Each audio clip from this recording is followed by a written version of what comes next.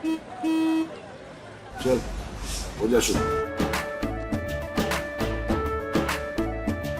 केसरिया से मन जोगी हुआ रे, दिल झूमे देखो पतवारा हुआ रे, दिल झूमे देखो पतवारा हुआ रे।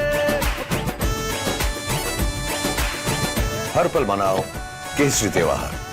विमल, बोलो जुबान केसरी।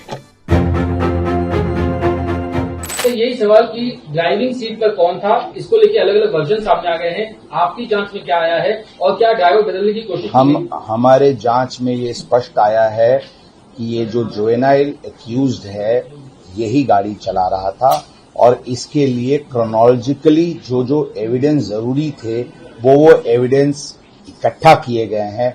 उदाहरण के तौर पे जब वो घर से निकला था, उसके घर के सिक्योरिटी गार्ड के पास की जो रजिस्टर है उसमें पहली एंट्री है कि ये लड़का, ये आरोपी ये गाड़ी लेके निकला है। इस प्रकार के सीसीटीवी फुटेजेस और अलग अलग एविडेंस, टेक्निकल एविडेंस के तौर पे ये हमारी निश्चित हुई है कि ये गाड़ी ये जुवेनाइल एक्यूज चला रहा था। इसके साथ साथ आई विटनेसेस की स्टेटमेंट भी हमारे पास है जो टेक्निकल एविडेंस को कोरोबोरेट करती है। इसमें हमने बताया कि इस प्रकार की कुछ अटेम्प्ट घटना होने के कुछ घंटों में करने का प्रयत्न किया गया था कि इसमें ड्राइवर, ये एडल्ट ड्राइवर ये गाड़ी चला रहा था और ये आरोपी ये गाड़ी नहीं चला रहा था। इस तरह की बात सामने आ रही है। इसकी हम पूरी तरीके से तहकीकात करके जो भी इस प्रकार का प्रयत्न किया उसके विरुद्ध 201 आईपीसी एविडेंस डिस्ट्रक्शन के तहत कार्रवाई की जाएगी। सर, जो आपने इंटरनल इंक्वायरी के लिए जो एक टीम बनाई है वो क्या जांच करेगी, किन आरोपी की? इंटरनल इंक्वायरी में कुछ लैप्सेस लोकल पुलिस स्टेशन के अधिकारी के बारे में आई है, उनके विरुद्ध जल्दी से जल्दी सख्त कार्रवाई की जाएगी। ब्लड सैंपल्स आपने अलग अलग कलेक्ट किए हैं। ब्लड सैंपल्स शुरू में एक ब्लड सैंपल ससून हॉस्पिटल में नियम के अनुसार हुआ था, जिसको जो कि सुबह आरोपी को 9 के आसपास ससून हॉस्पिटल में गुना दाखिल होने के बाद भेजा गया था। वो गुना दाखिल होने के बाद ब्लड सैंपलिंग ली गई थी।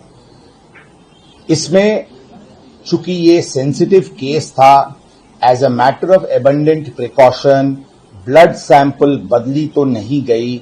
इसको एश्योर करने के लिए, इसको श्योरिटी के साथ वो करने के लिए शाम को इस आरोपी का एक और ब्लड सैंपल लिया गया था और दोनों सैंपल्स फोरेंसिक डिपार्टमेंट को भेजे गए हैं ताकि वो फर्स्ट सैंपल और सेकेंड सैंपल एक ही डीएनए का, एक ही व्यक्ति का है, इसको निश्चित करने के लिए ये कार्रवाई की गई। सर, क्या ये ब्लड सैंपल रिपोर्ट से या डीएनए की रिपोर्ट से ड्रग्स कंज्यूम किया था किसी पार्टी में, ये भी सामने आ सकता है क्या? जरूर, जो भी ब्लड की सैंपल जो रिपोर्ट के लिए भेजी गई है उसमें अल्कोहल, ड्रग्स या और भी कोई बैंड सब्सटेंसेस का यूज हुआ है या नहीं, ये सभी बात सामने आ सकती है। 5.5 घंटे का डिले हुआ था ब्लड सैंपल कलेक्ट, करीब 5.5 घंटे। 2:30 बजे का अगर इंसिडेंट है तो आपके बताने के मुताबिक 8 बजे सुबह ब्लड सैंपल पहला कलेक्ट किया है। 8 बजे के आसपास इस प्रकरण में फर्स्ट जो 304 अ का एफआईआर था वो रजिस्टर किया गया था। उसके बाद उसको सैंपल के लिए, उसको ब्लड मेडिकल एग्जामिनेशन के लिए भेजा गया था और जो एग्जैक्टली जो सैंपल कलेक्ट की गई है वो 11 के आसपास कलेक्ट की गई है। उसमें जरूर ये एक लैप्स ऑफ टाइम है, लेकिन मैं ये बताना चाहूंगा कि इसमें ब्लड के रिपोर्ट के ऊपर हमारा ये 304 आईपीसी का केस टिका हुआ नहीं है।